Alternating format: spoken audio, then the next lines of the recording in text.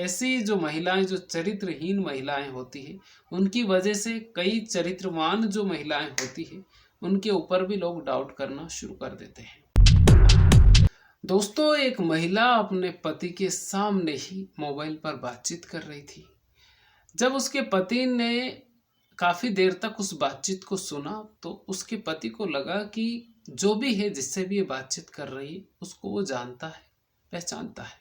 उसकी पत्नी से उसने पूछा कि कौन है जिससे तुम बातचीत कर रही हो। तो उसकी पत्नी कहती है कि ये उसके दूर का रिश्तेदार है और काफ़ी दिनों के बाद इसने फ़ोन किया है, इसलिए वो बातचीत कर रही है। बात आई गई हो जाती है। लेकिन दोस्तों, मोबाइल आज के ज़माने में मोबाइल क्या क्या करवाता है और क्या क्या करवा रहा है, ये आप भी देख रहे हैं।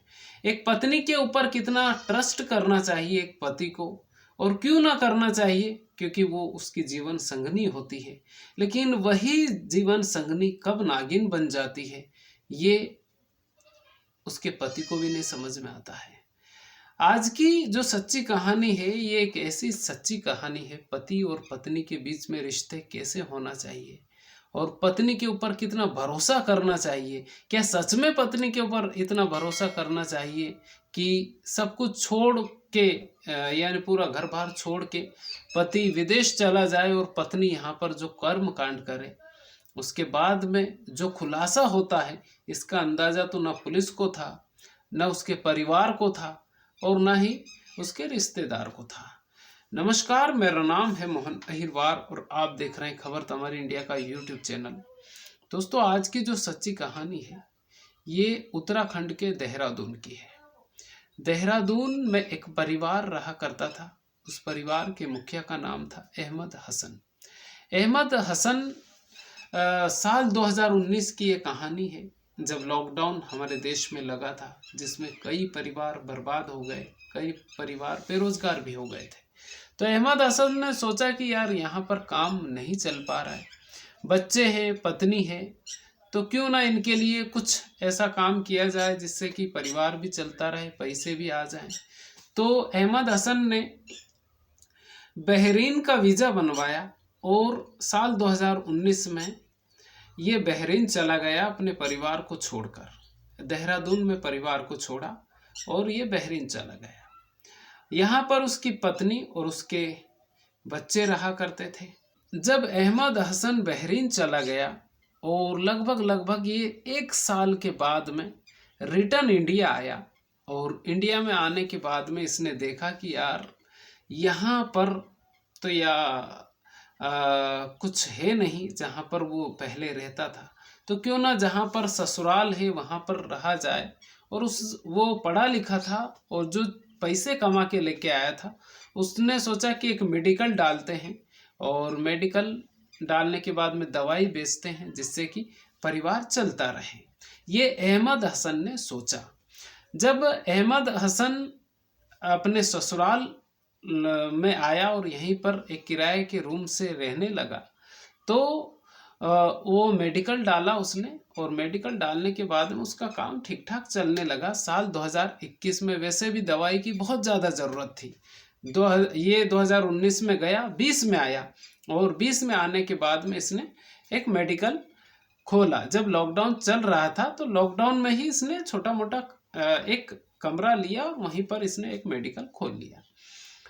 अब मेडिकल इसने खोल लिया और उसकी पत्नी घर पे ही रहा करती थी। तो एक दिन ये जो अहमद हसन है, ये घर पे गया। दोपहर का टाइम था। दोपहर के टाइम में इसने देखा कि उसकी पत्नी किसी से बातचीत कर रही है।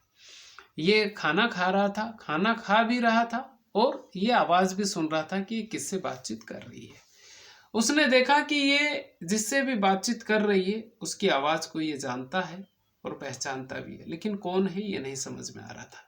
उसकी पत्नी से उसने पूछा कि ये कौन है, तो उसकी पत्नी ने कहा कि ये दूर का रिश्तेदार है और काफ़ी दिनों के बाद आज इसने फ़ोन किया था, क्योंकि पहली बार अहमद हसन ने उसकी पत्नी को इतनी ज़्यादा बातचीत करते हुए, इतना ज़्यादा हंसते हुए उसने देखा था, और वो हंस हंस के बातचीत कर रही थी।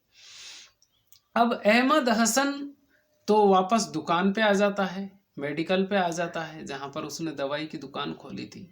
लेकिन उसकी पत्नी और वो जिससे बातचीत कर रही थी, उन्होंने एक प्लान बनाया।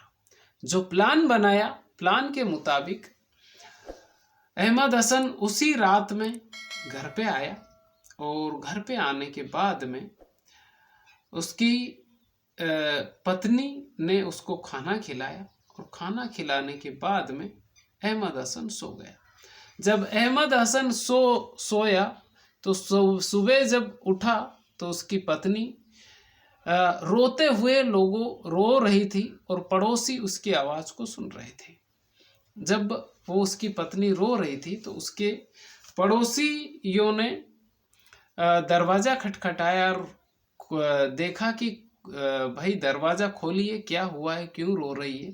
तो उसकी पत्नी ने दरवाज़ा खोला और उससे पूछा कि क्या हुआ है, क्यों रो रही हो।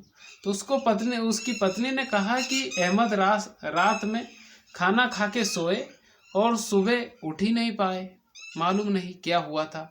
थोड़ी थोड़ी इनकी तबीयत खराब थी, कुछ इन्होंने टेबलेट लिया और जब टेबलेट लिया तो ये सो गए और सुबह देखा तो ये उठ ही नहीं पा रहे। काफ़ी ज़्यादा उठाने के बाद में देखा कि ये ठंडे पड़ गए हैं, इनके शरीर में जान ही नहीं बची है। ये उसकी पत्नी लोगों को कहानी सुनाने लगी।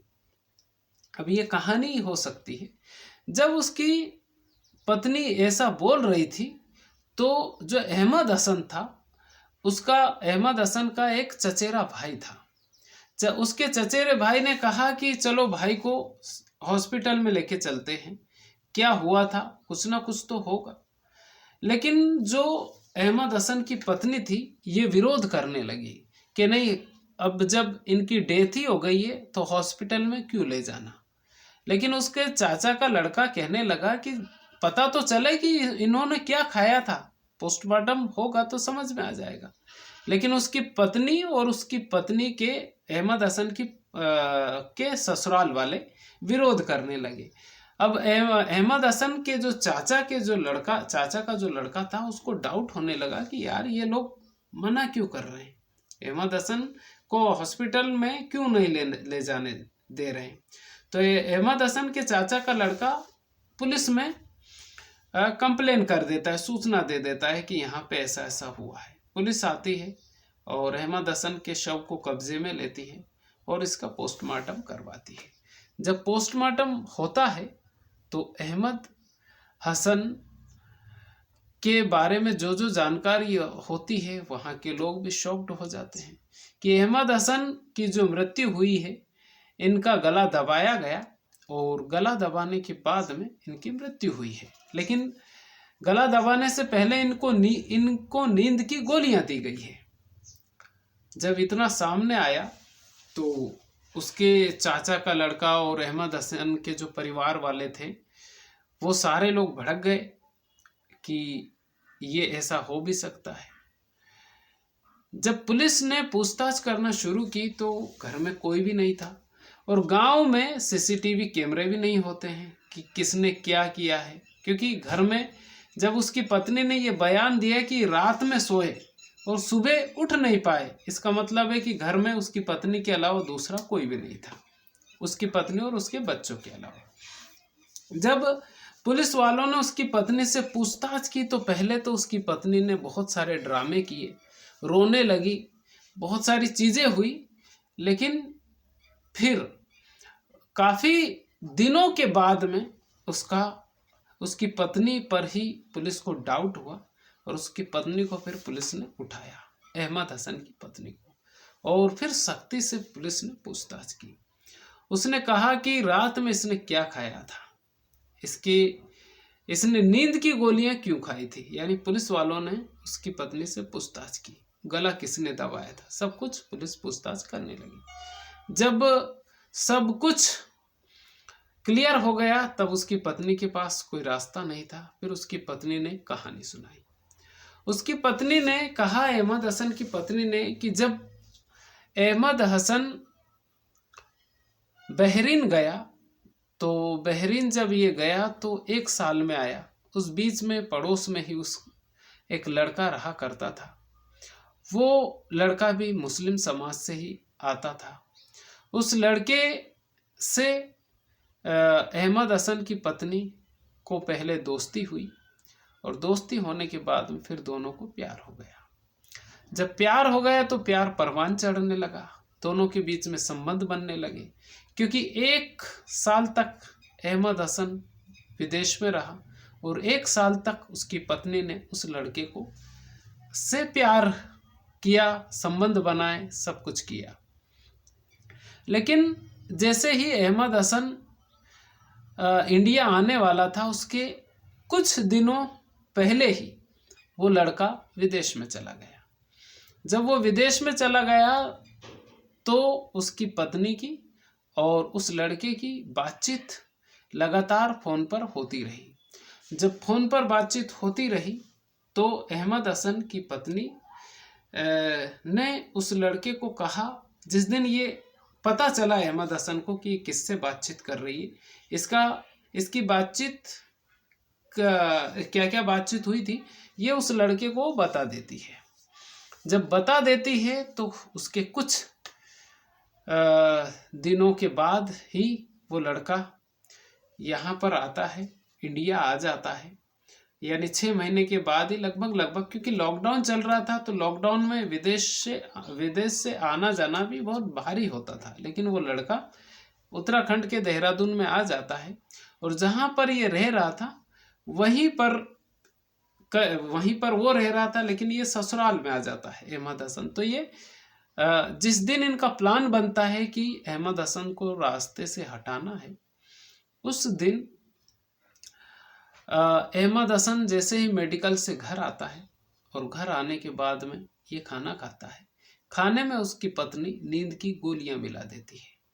अहमद हसन खाना खा के सो जाता है और उसको नींद इतनी गहरी आती है। उसके बाद में उसकी पत्नी उस लड़के को घर में बुलाती है और घर में बुलाने के बाद में पहले उसके हाथ पैर बांधे जाते हैं, पकड़े जाते हैं। उसके बाद में तकिए से उसका गला दबाया जाता है।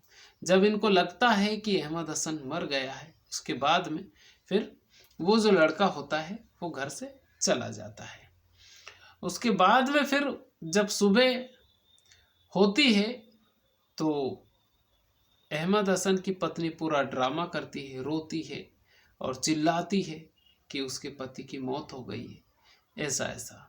ये कहानी उसकी पत्नी ने, अहमद हसन की पत्नी ने पुलिस वालों को सुनाई और पुलिस वाले भी भौचक्के रह गए कि एक पत्नी के ऊपर कितना भरोसा करना चाहिए, क्योंकि वो विदेश चला गया, 1 साल में आया।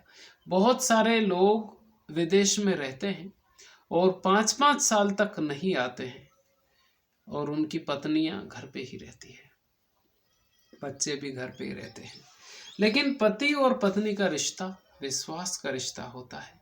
विश्वास से ये डोर चलती है और विश्वास से ये रिश्ता आगे बढ़ता है। दोस्तों, ये कहानी लॉकडाउन 2019 में इन दोनों का प्रेम हुआ था और 2021 अगस्त में ये कहानी ख़त्म हो गई। एक ऐसी कहानी है ये जिसमें कितना भरोसा करेगा पति पत्नी के ऊपर। ऐसी जो महिलाएं, जो चरित्रहीन महिलाएं होती है, उनकी वजह से कई चरित्रवान जो महिलाएं होती है उनके ऊपर भी लोग डाउट करना शुरू कर देते हैं। दोस्तों, इस कहानी को सुनाने का मकसद किसी के दिल को ठेस पहुंचाना नहीं, बल्कि आपको जागरूक करना है।